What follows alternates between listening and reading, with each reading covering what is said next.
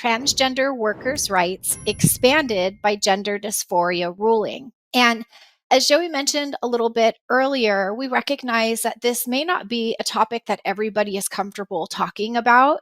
And we just thought it was really important, though, that because the U.S. Court of Appeals of the Fourth Circuit sided with Kesha Williams, who was a former inmate in her ADA lawsuit against a Virginia sheriff, that since there are now these ADA requirements, that if you're a business, you need to know what's happening and you need to know how you can meet those compliance requirements in your own business. Yeah, and it's all about being a great leader, a great manager of people, and wanting to create the best experience possible for your team. And Mhm. so, following the latest trends and laws and rulings allows you to put yourself in the position to get the best experience for your team possible. And of course, one of the ways you do that is by listening to our show, because we're going to set you up to win with these topics so that you can be a better leader of your team. So, first of all, Summer, for those who may not know, what is gender dysphoria? Sure. So I would say that if you're a small business and you're not familiar with this term, it's really important that you become familiar with it.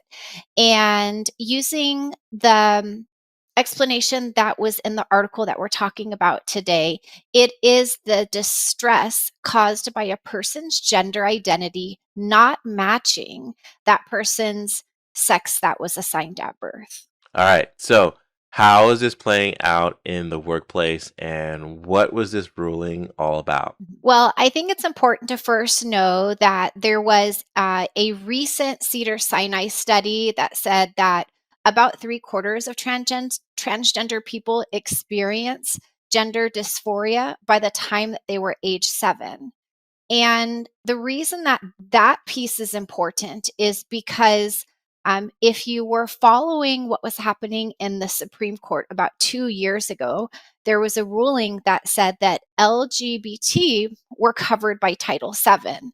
So if you're not in the HR space, familiar with Title VII, it's totally okay. But in the simplest explanation, it prohibits employment discrimination based on race, color, religion, sex, and national origin. So you're probably saying, okay, well, what's the difference? So the ADA is now actually going one step further beyond just that prohibiting bias that I just explained. And it's requiring that employers, so that's you if you're out there listening, provide reasonable accommodations. And in short, under the ADA, people with disabilities get the full protection of the law, employment, and access to public facilities. So there's a lot to unpack here. There is, and with employment discrimination, we and Title VII. Just want to unpack that a little bit more so that we have a deep context around this conversation today. It's not just whether you hire or fire someone. Employment discrimination has everything to do with anything that surrounds employment at an organization. So it's hiring, it's termination, it's pay equality, it's whether you give someone um, duties that are degrading or demeaning versus others in their job category. It's there's a whole host of things that go under employment discrimination. So when you think about creating a great workplace, right, and a anti-discriminatory workplace, you have to look at all aspects of your business, not just hiring and firing, so that you can say, well, we have a diverse team, the numbers are there, the data shows that we're diverse, but it's also about the day-to-day stuff like the salaries and the performance and so on and so forth. So, with that being said, let's go ahead and keep learning more about the new ruling. Yeah, you make some really great points, and I think to try to break this down for companies who might be saying, "Oh my gosh, what are these examples of these reasonable accommodations that you speak of, Summer and Joey?" And to give you some examples for somebody who may have gender dysphoria, and we see this actually play out pretty frequently in terms of the clients that we work with. There's team members who might need time off for medical procedures. They might need time off for hormone therapy. And we really encourage you to take a look at how your current policies in your company may adversely affect these individuals. So, for example, your dress code policies, if you have them specific to your business and they're very specific in regards to gender, we're going to ask you to take a look at those and see what can be changed to make it a better workplace. And if there is a very compelling reason, say, for example, that an existing policy is in place, then a reasonable accommodation may mean a modification to that policy for this individual.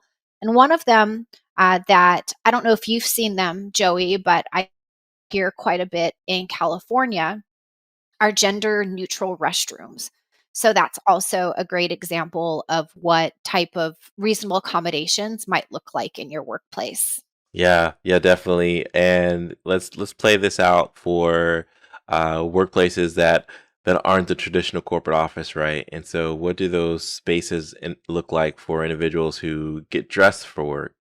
So, whether it's a locker room, a break room, a changing room, accommodations need to be met in order to stay compliant and create a great workplace. I had another question for you. Um, how does a company evaluate whether they're being reasonable and accommodating? Yes. So there's actually quite a bit of information out there. We work with our clients on the reasonable accommodation process. And I think that it's first important to note that while there is a lot of information out there, similar to like if you were, say, just reading a law, the actual practice of that and how you execute it is where the details of getting it right are really important. So, when it comes to a reasonable accommodation, sometimes there's the term that's used interchangeably that I hear frequently. It's called the interactive process. And really, the purpose of this is so that either your applicant or your employee and the company engaging in a good faith conversation about what the disability is, what the limitations might be, and how it might affect their ability to perform what's called the essential functions of the job. So I'm going to pause there because I don't know about you, Joey, but when I hear essential functions of the job, I immediately go to, oh my gosh, I hope they have job descriptions. Yeah, that's where I go as well. Um, Job descriptions, appropriate resources, because we think about so many employers, and we've kind of been in this place. We're getting better at it, where there's the job description, there's the task, but then you create your own like work hacks to carry out the task, right? Yeah. So, thinking about where those work hacks exist and Mhm. making sure that an employee who may be protected under this ruling Mhm. isn't having to do a work hack Mhm. to get their job done. So, if this disability is impairing what's considered a major life function, then the employee and the employer, or the applicant and the employer, need to have these discussions to try to figure out what are the limitations and what type of changes, what type of modifications that are considered essentially reasonable or practical can be done to allow that individual to perform the job. So, in some cases, this does involve obtaining medical documentation with the appropriate releases and consents from the doctor to understand what is the condition, what is the duration, what are the limitations. So, We spoke about it a couple episodes back about denying accommodations, and it really is in the best interest of your candidate and employee and your team to find a way to make it work whenever possible.